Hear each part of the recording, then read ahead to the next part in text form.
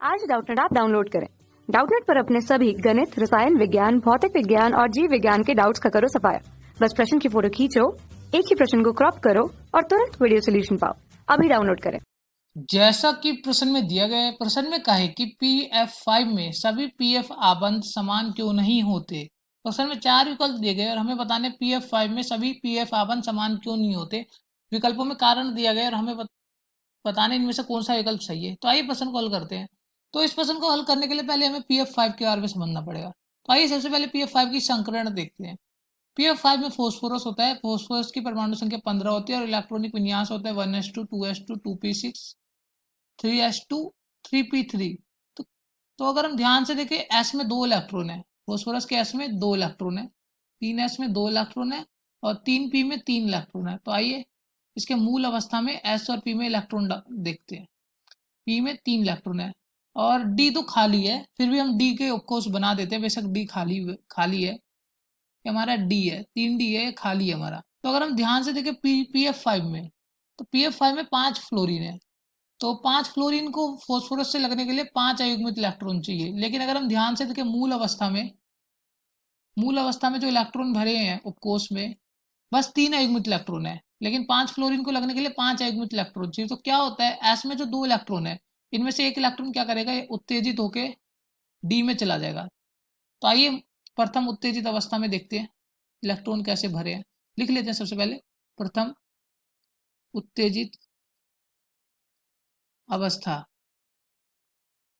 प्रथम उत्तेजित अवस्था में क्या होगा, एस में तो एक इलेक्ट्रॉन बचेगा क्योंकि एक इलेक्ट्रॉन निकल के डी में चला जाएगा और पी में 3 इलेक्ट्रॉन पहले भी थे, अब भी 3 ही इलेक्ट्रॉन रहेंगे। तो आइए पी के उपकोष में 3 इलेक्ट्रॉन डाल देते हैं और डी में क्या होगा, डी में एक इलेक्ट्रॉन आ जाएगा 3s से। तो आइए डी में एक इलेक्ट्रॉन डाल देते हैं, डी में आ गया एक इलेक्ट्रॉन। तो अगर हम ध्यान से देखें, अब हमारे पास 5 अयुग्मित इलेक्ट्रॉन हो गए। तो हमारे पास 5 फ्लोरीन है, 5 फ्लोरीन के लगने के लिए 5 अयुग्मित इलेक्ट्रॉन हो गए हमारे पास। तो आइए 5 फ्लोरीन को लगा देते हैं, एक फ्लोरीन यहाँ लग जाएगा और 3 फ्लोरीन पी में लग जाएंगे। ये हमारे 3 फ्लोरीन लग गए यहाँ पे और एक फ्लोरीन डी में लग जाएगा। तो अगर हम ध्यान से देखें, एक फ्लोरीन हमारा एस में लगा है तो लिख देते हैं एस, 3 फ्लोरीन हमारे 3 पी में लगे हैं तो लिख देते हैं हम 3p, p3 लिख देते हैं हम, और एक फ्लोरीन हमारा डी में लगा है तो हम लिख देते हैं डी। तो अगर हम ध्यान से देखें, जो संकरण बन रहा है वह बन रहा है हमारा sp3d। तो आइए PF5 का संकरण होता है sp3d। तो आइए लिख लेते हैं संकरण, ये PF5 का संकरण है। अब आइए PF5 की संरचना देखते हैं। PF5 की संरचना देखते हैं कैसी होती है। फॉस्फोरस होता है बीच में और उसके साथ 3 फ्लोरीन होते हैं एक सतह पर। 3 फ्लोरीन होते हैं एक सतह पर, याद रखिएगा 3 फ्लोरीन होते हैं एक सतह पर। ये हमारे 3 फ्लोरीन एक सतह पर। तो ये जो 3 फ्लोरीन एक सतह पर होते हैं, इनके बीच के आबंध को कहा जाता है इक्वेटोरियल। तो आइए लिख लेते हैं, इनके बीच के आबंध को कहा जाता है इक्वेटोरियल। और क्या होता है, जो 2 फ्लोरीन होते हैं वह 2 फ्लोरीन लगे रहते हैं ऊपर नीचे। आइए देखते हैं, 2 फ्लोरीन ऐसे लगे होते हैं, एक फ्लोरीन ऊपर और एक फ्लोरीन नीचे। तो ये जो फ्लोरीन ऊपर और नीचे होते हैं, यह एक सतह में, यह इन 3 फ्लोरीन के सतह में नहीं होते। तो ये जो फ्लोरीन ऊपर नीचे होते हैं, इनके बीच के आबंध को कहा जाता है अक्षीय। तो आइए लिख लेते हैं, इनके बीच के आबंध को कहा जाता है अक्षीय। तो और इस संरचना को क्या कहा जाता है, इस संरचना को कहा जाता है त्रिकोणीय द्विपिरामिडीय। तो वह भी लिख लेते हैं, त्रिकोणीय द्विपिरामिडीय, द्विपिरामिडीय, यह है इस संरचना का नाम। तो अगर हम ध्यान से देखें क्या हो रहा है, ये जो इक्वेटोरियल फ्लोरीन है फॉस्फोरस के साथ लगे, इनके बीच का जो कोण होता है 120 डिग्री होता है और ये इक्वेटोरियल फ्लोरीन एक ही सतह में होते हैं। तो आइए प्रश्न में चलते हैं। तो ये जो इक्वेटोरियल फ्लोरीन होते हैं वह क्या करते हैं, अक्षीय फ्लोरीन के ऊपर प्रतिकर्षण करते हैं,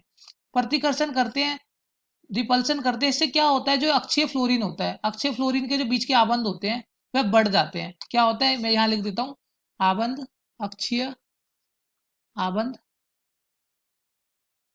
बढ़ जाते हैं। क्यों बढ़ जाते हैं वो मैंने बता ही दिया है, प्रतिकर्षण के कारण जो इक्वेटोरियल फ्लोरीन करते हैं। तो आइए प्रश्न की तरफ चलते हैं। प्रश्न में कहा था कि PF5 में सभी PF आबंध समान क्यों नहीं होते। इसके पीछे कारण हमने अभी बताया, क्योंकि पर इक्वेटोरियल फ्लोरीन जो होते हैं अक्षीय फ्लोरीन के ऊपर प्रतिकर्षण करते हैं, इसलिए समान नहीं होते। तो आइए पहले विकल्प को देखते हैं। पहले विकल्प में कहा कि PF5 में sp3d संकरण होता है, सही बात है, sp3d संकरण होता है। 5 PF आबंधों में से 3 इक्विटोरियल होते हैं, यह भी सही बात है, और जिनकी लंबाई भिन्न होती है, तो सही बात है, यह हमारा पहला विकल्प तो सही है कि PF5 sp3d संकरण भी दर्शाते हैं और 5 PF5 आबंधों में 3 इक्विटोरियल होते हैं और लंबाई भिन्न होती है। आइए दूसरे विकल्प में कहा है कि PF5 में sp3 संकरण होता है, तो हमारा दूसरा विकल्प तो गलत है। क्यों? क्योंकि PF5 का संकरण sp3d होता है। आइए तीसरे विकल्प में कहा है कि 5 PF आबंधों में 2 एक्सियल 3 इक्विटोरियल होते हैं और सभी पांचों आबंधों की आबंध लंबाई भिन्न होती है।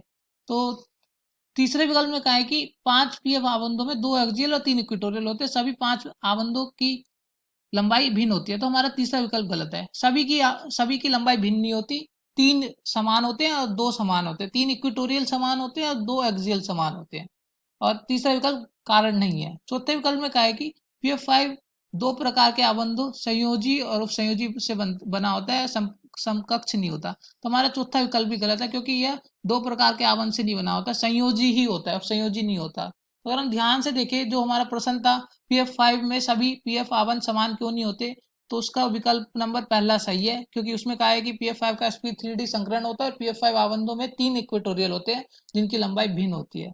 तो यहाँ होता है हमारा प्रश्न हल और पहला विकल्प सही है। पहला विकल्प सही है और यहाँ होता है हमारा प्रश्न हल, पहला विकल्प सही है। कक्षा 6 से 12वीं से लेकर नीट, IIT, JEE वो एडवांस के लेवल तक 1 करोड़ से ज्यादा छात्रों का भरोसा। आज ही डाउनलोड करें डाउटनेट ऐप या व्हाट्सएप करें अपने सारे डाउट्स 8400 400 400 पर।